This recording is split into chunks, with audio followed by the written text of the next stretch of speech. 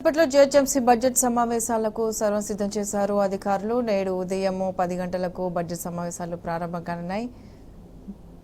దీనికి సంబంధించి పూర్తి అప్డేట్స్ మా ప్రతినిధి గణేష్ లైవ్ లో అందిస్తారు. గణేష్, బడ్జెట్ సమావేశాలకు సంబంధించి పూర్తి అప్డేట్స్ ఏంటి?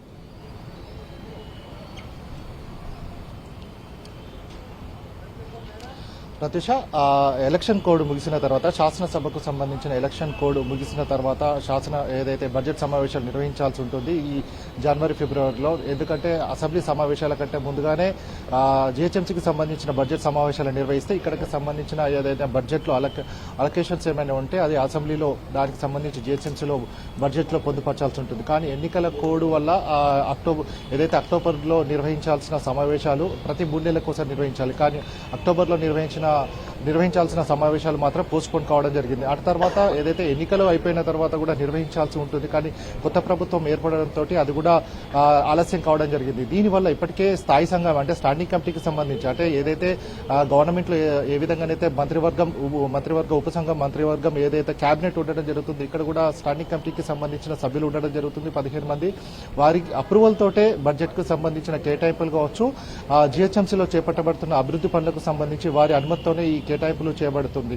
కానీ కొత్త ప్రభుత్వం ఏర్పడటంతో ఇప్పటి వరకు కూడా స్థాయి సంఘం ఎన్నికలను కమిషనర్ నిర్వహించకపోవడం, అలాగే కౌన్సిల్ సమావేశాన్ని నిర్వహించలేదు. ఎందుకంటే పదే మేయర్ చెప్తున్నప్పటికీ కూడా కమిషనర్ కొత్త ప్రభుత్వానికి దగ్గర కావాలన్న ఉద్దేశం కొద్దీ అటు జనరల్ బాడీ మీటింగ్ ను కావచ్చు, స్థాయి సంఘం ఎన్నికలను కంపల్సరీ నిర్వహించాల్సిన స్థాయి సంఘం స్టాండింగ్ కమిటీ ఎన్నికలు కూడా నిర్వహించలేదు. ఇప్పుడు చూసుకున్నట్టయితే మొన్న శనివారం హడావిడిగా దీనికి సంబంధించిన ఏదైతే షెడ్యూల్ ను ఇవ్వడం జరిగింది. ఎందుకంటే రేపు 20వ తేదీ నుంచి 27వ తేదీ వరకు సంబంధించిన ఎన్నికలు ఉంటాయని చెప్పిన నేపథ్యం కనబడుతుంది. మొత్తంగా చూసుకున్నట్టయితే ఎన్నికలను నిర్వహించకుండా స్టాండింగ్ కమిటీ ఎన్నికలు నిర్వహించకుండానే బడ్జెట్ ఆమోదించాలన్న ఉద్దేశం కొద్దీ కమిషనర్ ముందు నుంచి ఉండడం జరిగింది. కానీ దీనికి సంబంధించి కౌన్సిల్ సమావేశాన్ని నిర్వహించాలి. 3 నెలలు దాటిపోయింది, ఇప్పటికే 6 నెలలు గడిచిందని కూడా బీజేపీ కార్పొరేటర్ మల్కాజ్గిరికి చెందిన కార్పొరేటర్ ఇప్పటికే హైకోర్టుకు వెళ్లడం జరిగింది. ఇందులో భాగంగానే దీనికి సంబంధించి ఇష్యూ పెద్దదవుతున్న నేపథ్యంలో మేయర్ పదే కమిషనర్ కు చెప్పినప్పటికీ కూడా కౌన్సిల్ సమావేశం నిర్వహించకపోవడం కూడా కమిషనర్ తప్పుదారి పట్టించినట్టు కూడా కార్పొరేటర్లు చెప్తున్న నేపథ్యం కనబడుతుంది. దీనికి సంబంధించి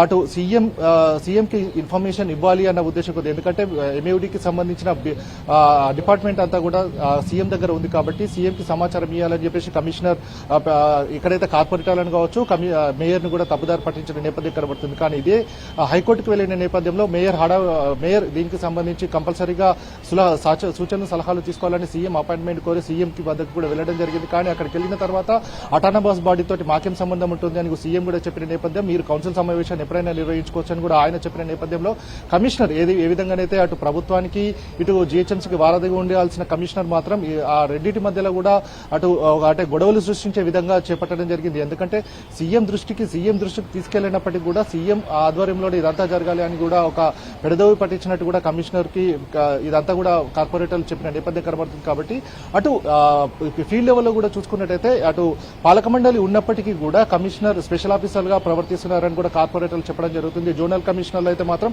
ఒక ఫోన్ కూడా కార్పొరేటర్లకు సంబంధించిన ఫోన్ కూడా లిఫ్ట్ చేయట్లేదని చెప్పడం జరుగుతుంది. అలాగే మేయర్ కి సంబంధించి సమాచారం ఇచ్చి పాలక మండలి ఉంది కాబట్టి మేయర్ కి సంబంధించి ప్రతి ఒక్క విషయాన్ని కూడా కమిషనర్ జిహెచ్ఎంసీ అధికారులు కావచ్చు ఎవరైనా సరే మేయర్ కి ఏదైనా మీటింగ్లు పెట్టాలి కార్పొరేటర్లు అంటే మాత్రం సూచయప్రాయంగా కంపల్సరీగా మేయర్ కు సమాచారం ఇవ్వాలి. కానీ అలా కాకుండా జోనల్ కమిషనర్లకు చెప్పిన నేపథ్యం ఉంది. ఎందుకంటే జోనల్లో ఉన్న జోనల్ కు సంబంధించి ఎవరైతే కార్పొరేటర్లు ఉన్నారో వారందరితో సమావేశాన్ని నిర్వహించాలని చెప్పిన నేపథ్యం ఇప్పటికే షేర్లింగపల్లికి సంబంధించి అలాగే అటు ఖైరతాబాద్ కూకట్పల్లి అలాగే సికింద్రాబాద్ కు సంబంధించిన జోనల్ కమిషనర్లు కార్పొరేటర్లతో సమావేశం నిర్వహించడం జరిగింది. దీనిపైన కూడా అప్పుడు కార్పొరేటర్లు కూడా ప్రశ్నించడం జరిగింది. మేయర్ కు సమాచారం ఇచ్చారా, మేయర్ ఆధ్వర్యంలో నిర్వహించాల్సిన సమావేశాన్ని మీరు ఎట్లా నిర్వహిస్తారంటే అప్పటి వరకు కూడా వాళ్ళు తెల్లముఖం వేయడం జరిగింది. మేము కమిషనర్ చెప్తేనే సమావేశం నిర్వహించామని చెప్పిన నేపథ్యం కనబడుతుంది. సో మొత్తంగా అటు కార్పొరేటర్లు కావచ్చు ఇటు మేయర్ కు సంబంధించి వారందరినీ కూడా లెక్క చేయకుండా తానే అంటే స్పెషల్ ఆఫీసర్ గా అంటే పాలక మండలి లేకపోతే స్పెషల్ ఆఫీసర్ పాలన ఏ విధంగా ఉంటుందో జోనల్ కమిషనర్ ని అడ్డం పెట్టుకుని కమిషనర్ ఇదంతా కూడా చేస్తున్నట్టుగా కూడా ఇప్పటికే కార్పొరేటర్లు పెద్ద ఎత్తున చెప్తున్న నేపథ్యం కనబడుతుంది.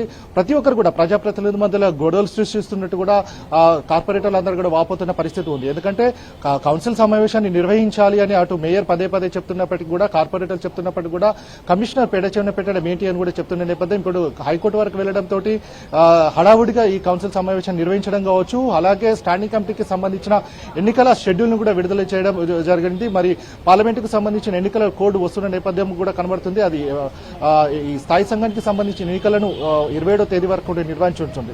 కానీ ఇప్పుడే 25 వరకు కూడా ఏదైనా షెడ్యూల్ కూడా వస్తే మాత్రం ఇది కూడా స్థాయి సంఘానికి సంబంధించిన ఎన్నికలు కూడా వాటి కూడా విత్డ్రా కావడం జరుగుతుంది. అంటే పార్లమెంట్కి సంబంధించిన ఎన్నికల వరకు కూడా కోడ్ ఉంటుంది కాబట్టి ఇది కూడా పోయినట్టే అవుతుంది. కాబట్టి మొత్తంగా జీహెచ్ఎంసీకి సంబంధించి ఇప్పుడే ఊబిలో కూరుకుపోవడం జరిగింది.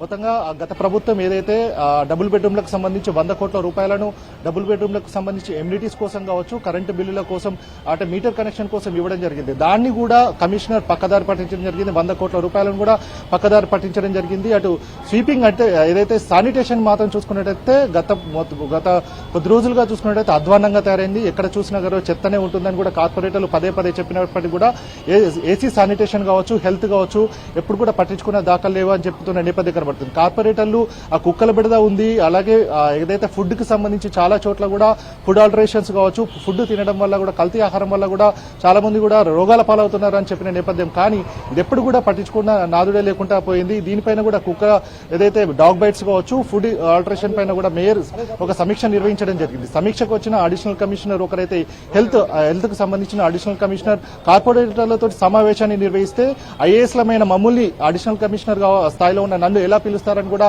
చెప్తున్న నేపథ్యం. అంటే ప్రజాప్రతినిధులు వారందరూ కూడా ఎన్నుకోబడిన పాలక మండలి ఇక్కడ ఉంటే ఒక ఆఫీసర్ గా అలా మాట్లాడడం ఏంటని కూడా కార్పొరేటర్లు అప్పుడు అన్న నేపథ్యం కనబడుతుంది. ఇప్పుడు కూడా ప్రతి ఒక్క సిచ్యువేషన్ చూస్తే మాత్రం చాలా దారుణంగా ఉందని చెప్పుకోవచ్చు. ఈ రోజు మాత్రం కౌన్సిల్ సమావేశంలో ప్రతి సమస్య పైన కూడా మాట్లాడాలి, బడ్జెట్ పైన కూడా మాట్లాడాలని చెప్తున్న నేపథ్యం కనబడుతుంది. ఈ బడ్జెట్ వరకు చూసుకున్నట్టయితే హై సిటీ పేరుతో Hyderabad city informative and transformative infrastructure పేరుతో ఏదైతే గత ప్రభుత్వం స్కైవేలు, ఫ్లైఓవర్లు, అండర్ పాస్ల నిర్మాణాన్ని ఏ విధంగానైతే సాగించడం జరిగిందో దానికి కూడా ఈ బడ్జెట్ లో పెద్ద ఎత్తున కేటాయింపులు చేయడం జరిగింది.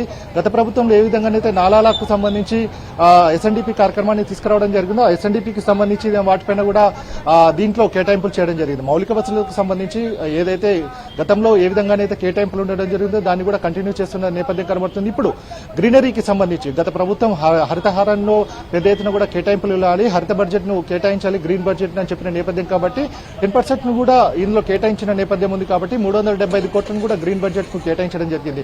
సో కేటాయింపులు ఈ విధంగా ఉంటే మాత్రం రెవెన్యూ ఎక్స్పెండిచర్ కి సంబంధించి దాదాపుగా 2000 కోట్ల వరకు కూడా డిఫరెన్స్ ఉన్నట్టు కూడా మనకు తెలియడం జరుగుతుంది. మొత్తంగా ఈ బడ్జెట్ ఏ విధంగా ఉన్నప్పటికీ కూడా ప్రజా సమస్యలు, ప్రజల అవసరాల కోసం పనిచేయాల్సిన అధికారులు మాత్రం పెడచెవిన పెట్టడం ఏంటి అనేది కూడా ఈ రోజు హాట్ టాపిక్ గా మారడం జరిగింది. ప్రతి ఒక్కరు కూడా పార్టీలకు అతీతంగా కూడా అధికారుల పైన కూడా ఈ రోజు గరంగరంగా ఉండడం జరిగింది. ఎందుకంటే ప్రతి సమస్య పైన కూడా కార్పొరేటర్లని అడగడం జరుగుతుంది. ఎందుకంటే సీవరేజ్ నుంచి మొదలుకుంటే స్ట్రీట్ లైట్ వరకు కూడా ప్రతిదీ సమస్య కూడా కార్పొరేటర్లే తీర్చాల్సిన అవసరం ఉంటుంది. కానీ కార్పొరేటర్లు ఫోన్ చేస్తే మాత్రం అధికారులు లిఫ్ట్ చేయని పరిస్థితి ఉంది.